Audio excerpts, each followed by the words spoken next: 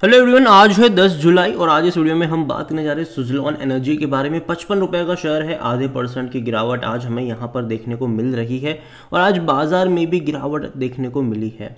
बात करेंगे इस कंपनी के बारे में कि चल क्या रहा है, क्योंकि 14 साल के हाईएस्ट लेवल पर तो ये पहुंच चुका है। तो देखिए, बात करना बनता भी है इसके बारे में कि एनालिस्ट का यहाँ पर क्या ओपिनियन है और चीज़ें किस तरीके से यहाँ पर पैन आउट हो रही है।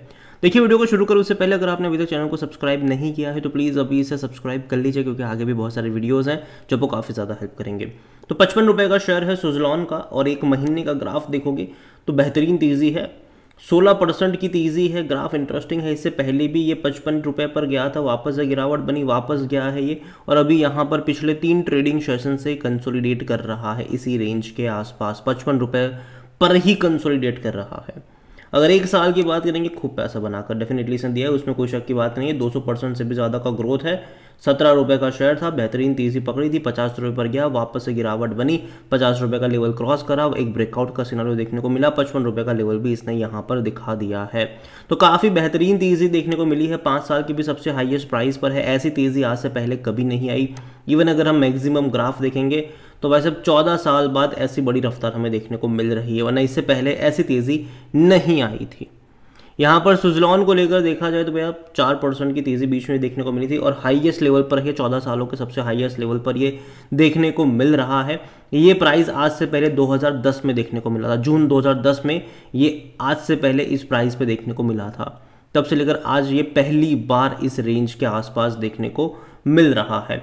इतना ही नहीं, अभी सुज़लॉन कुछ टाइम पहले खबरों में भी था कि रिसेंटली मैनेजमेंट ने कहा था कि भैया वो सोच रहे हैं dividends for share holder during the recent earning calls. देखिए, डिविडेंड के बारे में सोच रहे हैं ये। इसके अलावा मर्जर को लेकर भी कई सारी अपडेट्स यहाँ पर आ रही थी। I know all share holder love dividend, so I mean I could not answer that question right now. I think let us you have seen and we have taken the certain initiative of merging our 100% subsidy जो इनकी Suzlon global service limited है उसको मर्ज करने वाले हैं ये Suzlon energy में। ठीक है, ये उन्होंने पहले भी बोल दिया है। So therefore as we said earlier, there is a business plan that we have set ourselves to achieve in financial year 2025। तो फाइनेंशियल 2025 में इनका डिविडेंड का तो नहीं, लेकिन मर्जर का प्लान यहाँ पर ज़रूर है और मर्जर देखो हो जाएगा तो बड़ी चीज़ होगी, क्योंकि उसका प्रॉफिट रेवेन्यू डेफिनेटली काउंटेड होना स्टार्ट हो जाएगा। तो कहीं ना कहीं ये बड़ी बात होगी वहाँ पर। और इतना ही नहीं, पिछले कुछ टाइम में बड़े ऑर्डर्स भी इनको मिले हैं, जैसे कि यहाँ पर अगर आप देखो तो भैया आदित्य बिरला ग्रुप से भी इनको बड़ा ऑर्डर मिला था, तकरीबन 103 मेगावाट का बड़ा ऑर्डर इनको मिला है। और इतना ही नहीं, all 5 analyst who have covering the Suzlon have buy recommendation on the stock and stock is now trading close to 60 rupees price के आसपास जाने की कोशिश कर रहा है। यहाँ पर अगर आप देखो, इवन मॉर्गन स्टैनली का जो टारगेट था वो 58 रुपीज़ के आसपास देखने को मिल रहा था, 58.50 रुपीज़। अगर इनमें कह दूँ ये जो टारगेट होते हैं वो 1 साल के होते हैं, देखते हैं कि जल्दी अचीव कर पाते भी है कि नहीं। और जहाँ तक अभी हाल फिलहाल में देखा जाए तो काफ़ी बड़ी तेज़ी दिखाई। और कुछ और एनालिस्ट की भी अगर हम बात करने की कोशिश करें यहाँ पर, तो रिन्यूएबल एनर्जी का देखो जो सेक्टर है वो डेफिनेटली काफ़ी बड़ा है। और हाल फिलहाल में जो सीमेंस ने एग्जिट करा है इंडिया से फ्रॉम द विंड टर्बाइन, जो सीमेंस कंपनी है वो विंड टर्बाइन बनाने वाली कंपनी थी, ठीक है, उन्होंने इंडिया से अब एग्जिट कर लिया है। जिसका मतलब ये है कि ऑर्डर्स जो होंगे, मार्केट जो होगा वो गैप क्रिएट हुआ है, तो उसके भी ऑर्डर्स जो है वो कहीं ना कहीं अब मिलना स्टार्ट हो जाएंगे सुज़लॉन को या आइनॉक्स विंड को। तो ये बड़ी बात थी उनके लिए कि एक बड़ा प्लेयर अगर इंडिया से एग्जिट होता है तो जाहिर सी बात है फ़ायदा बाकी प्लेयर को मिलना स्टार्ट हो जाता है। और ये चीज़ हमें पहले भी देखने को मिली है, आगे भी देखने को मिलेगी। यहाँ पर अगर हम रेलीगेयर ब्रोकिंग की बात करें, जो कि रवि सिंह है वहाँ के, उनका कहना है कि on technical setup the support जो है वो 52 रुपीज़ के आसपास का है। The stock look strong on daily chart, it has potential to hit the target of 60 rupees in near term. 52 rupees का स्टॉप लॉस की बात करिए और 60 रुपये का टारगेट उन्होंने यहाँ पर दिया। अगेन ये उनका कहना है, मेरा नहीं है। सुज़लॉन को लेकर देखें तो वॉल्यूम्स देखो, बाजार जस्ट अभी खुला है और 1.5 करोड़ से भी ज़्यादा के शेयर यहाँ पर ऑलरेडी ट्रेड हो चुके हैं। बड़ी मात्रा में ट्रेडिंग चल रही है यहाँ पर। मार्केट कैप इसका 75,000 करोड़ पे पहुँच चुका है, काफ़ी बड़ा है ये मार्केट कैप अभी। और जहाँ तक नज़र करी जाए कंपनी में तो भैया देखो, सिर्फ 14% लोग ही according to Moneycontrol user खरीदने की बात कर रहे हैं, 86% लोग कह रहे बेचो और भाग जाओ यहाँ से। जबकि नज़र करी जाए इस कंपनी में पिछले कुछ ट्रांजैक्शन को लेकर इनसाइडर समरी में अगर आप देखो तो 2023 में बिकवाली काफ़ी ज़्यादा आई थी, लेकिन अभी उस प्राइस से तो काफ़ी ऊपर ये ट्रेड कर ही रहा है, ठीक है। और डिविडेंड देखो पे नहीं कर रहा है, लेकिन शायद मुझे लगता है कि पे कर सकता है, अभी नहीं, 1-2 साल बाद, कर सकता है ये। पहले इनके लिए जो मेन चीज़ है वो मर्जर की चीज़ है। मुझे लगता है कि सबसे पहले वो चीज़ कंप्लीट करेंगे ये, उसके बाद डिविडेंड के बारे में सोचेंगे। और मर्जर मेरे हिसाब से बहुत बड़ी बात होगी यहाँ पर, और वो पॉजिटिव चीज़ होगी। जनरली मर्जर पॉजिटिव चीज़ नहीं होती है, लेकिन तब जब दोनों ही कंपनियां स्टॉक मार्केट पर लिस्टेड हो।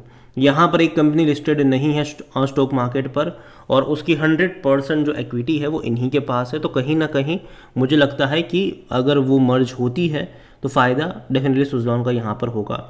और यहाँ पर रेवेन्यू देखो तो अच्छे खासे रेवेन्यू पिछले 3 सालों में दिखाया ज़रूर है, और प्रॉफिट अगर आप देखो तो यहाँ पर प्रॉफिट भी है। लेकिन भले ही आपको 2024 में लास्ट फाइनेंशियल ईयर में 660 करोड़ का प्रॉफिट देखने को मिला, लेकिन अब 25 में आप एक बड़े प्रॉफिट्स की उम्मीद कर सकते हो, क्योंकि अब सिनारियो चेंज हो रहा है। जहाँ तक बात करें वैल्यूएशन की, तो भैया पी काफ़ी महंगा, 113 का पी जा चुका है इसका। महंगा तो ज़रूर है, लेकिन देखो मार्केट जो है वो इसको प्रीमियम वैल्यूएशन इसीलिए भी दे रहा है क्योंकि फ्यूचर पर्सपेक्टिव अभी से इसका अच्छा माना जा रहा है। क्योंकि कंपनी जो है वो ऑलमोस्ट डेट फ्री हो चुकी है। इस कंपनी की जो सबसे बड़ी प्रॉब्लम थी वो यही थी कि भैया कर्जा बहुत ज़्यादा था इनके ऊपर, और उसके तरह की कंपनी बर्बाद हो रही थी। लेकिन अभी वो सिनारियो नहीं है, कंपनी ऑलमोस्ट डेट फ्री हो चुकी है। तो जो पैसा आज तक इनका जो कर्जा को चुकाने में डेट को चुकाने में जा रहा था, अब वो नहीं जाएगा, अब वो पैसा बचेगा, तो कहीं ना कहीं वो प्रॉफिट में शो होगा। यहाँ पर 100% एनालिस्ट कहते हैं खरीदारी करो, ठीक है। फिनेंशियल जैसे कि आप देख सकते हो कि अच्छे आ चुके, इवन रेवेन्यू भी देखो तो बेहतरीन आए थे लास्ट क्वार्टर में। हालांकि एक्सपेक्टेशन जितने अच्छे नहीं थे, क्योंकि मार्केट इससे और अच्छा एक्सपेक्ट कर रहा था। जो ब्रोकरेज हाउसेज है वो तकरीबन 2500 करोड़ के आसपास के रेवेन्यू एक्सपेक्ट करके चल रहे थे, लेकिन फिर भी 2200 करोड़ रहा, जो कि इससे पहले के क्वार्टर के मुकाबले तो बहुत ही शानदार था। और प्रॉफिट तकरीबन 255 करोड़ रहा, ये भी देखा जाए तो बहुत अच्छा है, लेकिन एक्चुअली मार्केट 300 से 320 करोड़ का प्रॉफिट एक्सपेक्ट करके चल रहा था, तो उसके मुकाबले ये भी कम था, तो कोई तेज़ी देखने को मिली नहीं। क्योंकि देखो जब वैल्यूएशन प्रीमियम दिया जाता है तो वैसा परफॉर्म भी करना होता है। तो यहाँ पर जून क्वार्टर से मेरी उम्मीदें काफ़ी ज़्यादा है। मुझे लगता है कि एटलीस्ट भैया मार्च के मुकाबले और अच्छे नंबर यहाँ पर जून में दिखने चाहिए, क्योंकि पिछले कुछ टाइम में इनको कई सारे बड़े ऑर्डर मिले हैं और उसका पैसा भी आया होगा। और दूसरी बात यहाँ पर ये भी है कि डेट भी अब इनका कम हो चुका है, ना के बराबर अभी रह चुका है, तो वो भी पैसा यहाँ पर बचना चाहिए, जो कि प्रॉफिट में शो होना चाहिए। और जहाँ तक शेयर होल्डिंग की बात करें, प्रमोटर की होल्डिंग अभी भी कम है, 13.29% की ही होल्डिंग है। 1.86% म्यूचुअल फंड के पास है, 4.44% डोमेस्टिक इंस्टीट्यूशन के पास है, 19.57% एफआईज लेकर बैठे हुए हैं। रिटेल और अदर की मिलाकर होल्डिंग बनती है 60.85%, जिनमें से जो रिटेल इन्वेस्टर है उनकी 25.93% की होल्डिंग, और जो अदर पार्टीज़ है वो 34.91% का स्टेक यहाँ पर लेकर बैठे हुए हैं। ओवरऑल मैं इतना ही कहूँगा सुज़लॉन को लेकर। देखो कंपनी, एक टाइम था जब बहुत ही ख़राब हुआ करती थी कंपनी, और तब मैंने कहा था कि स्विंग ट्रेड के ही मौके ढूंढने चाहिए, लॉन्ग टर्म के तो कभी भी नहीं। लेकिन जब इसने 14-15 रुपये का लेवल क्रॉस करा, जब इन्होंने अपने डेट को तीसरी बार रिस्ट्रक्चर करा, जब इन्होंने पैसा रेज कर लिया, जब कई सारे ऑर्डर मिलना शुरू हो गए, तब मैंने कहा था कि अब आप इसको लॉन्ग टर्म के लिए भी कंसिडर कर सकते हो। और मैं अभी भी अपने उसी स्टेटमेंट पर कायम हूँ कि अब ये लॉन्ग टर्म का खिलाड़ी है, अब इसको लॉन्ग टर्म के लिए कंसिडर किया जा सकता है। अगेन ये मेरा पर्सनल ओपिनियन है, कोई भी इन्वेस्टमेंट एडवाइस नहीं है। ये वीडियो को यहीं पे एंड करता हूँ। पसंद आया हो तो लाइक करें, शेयर करें, चैनल वगैरह पहली बार है तो प्लीज़ सब्सक्राइब करें। और सुज़लॉन एनर्जी के बारे में आप क्या सोचते हैं वो भी आप मुझे कमेंट में लिख कर बता सकते हैं। Thank you.